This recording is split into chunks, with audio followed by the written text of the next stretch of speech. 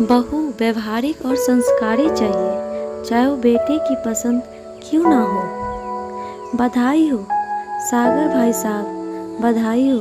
मैथिली बहन एक ही तो बेटा है आप दोनों का, उससे आप दोनों को बिना बताए 6 महीने पहले शादी कर ली।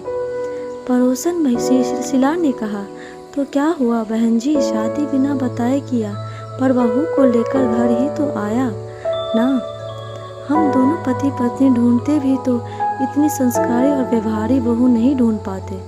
सागर का जवाब सुनकर पड़ोसन शिला अपना मुंह बंद कर चुपचाप चली गई। मैथिली मैं गुस्से में बुनबुनाते हुए कहा, यह शिला पड़ोसन कम है और दुश्मन ज़्यादा है। यह बधाई देने थोड़ी ना आई थी, यह तो मेरे जले पर नमक छिड़कने आई थी।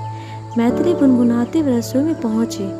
वहाँ देखा क्या, बहू काव्या कुछ बना रही है।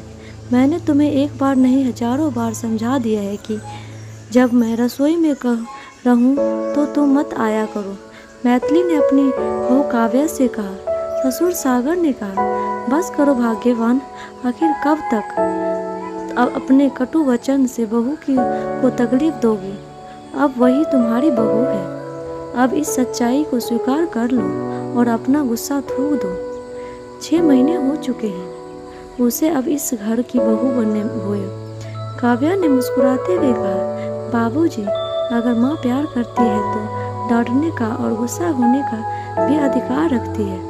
मुझे सासू माँ की कही गई बातें किसी से तकलीफ नहीं होती है। सागर ने ना जाने अपनी बहू काव्या को क्या इशारा किया और काव्या ने अपनी सासू माँ के गले से लिपट कर कहा, माँ जी, अब मैं इस घर की बहू, पत्नी, भाभी जैसे रिश्तों से जुड़ गई हूँ और जितने सारे रिश्ते, इतनी सारी जिम्मेदारियाँ। ना ही मुझे इन रिश्तों की समझ है और ना ही इन जिम्मेदारियों की निभाने का तरीका।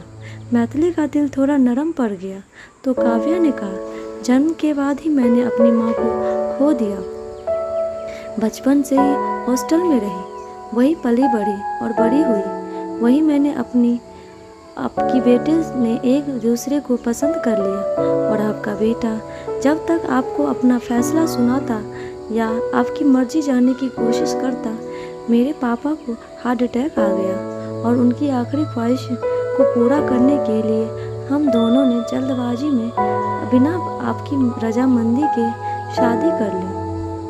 काव्या की बात सुनकर मैथिली का दिल काव्या के लिए रो पड़ा। मैथिली अपने हाथों का सहारा देकर काव्या को अपने गले से लगा रखा और कहा, मुझे माफ़ कर दे बहू। मेरी तरह हर माता पिता की ख्वाहिश होती है कि वह अपने जीते जी अपनी बेटी का कन्यादान कर दे। मेरे बेटे ने और तुम कोई गलती नहीं की। मेरे बेटे ने तो एक पिता की आखिरी ख्वाहिश पूरी की है। ससुर सागर ने कहा, देखा भाग्यवान, मैं कहता था ना कि बहू अपनी पसंद की हो या बेटे की पसंद की। सास बहू का रिश्ता तो बहू के व्यवहार और संस्कार से मजबूत बनता है। मैथिली ने कहा, हाँ जी, मेरी बहू व्यवहार और संस्कार दोनों ही से ही परिपूर्ण है। दोस्तों, आपको ये कहानी कैसी लगी कमेंट बॉक्स में ज़रूर बताइएगा और लाइक शेयर सब्सक्राइब ज़रूर कीजिएगा। Thank you.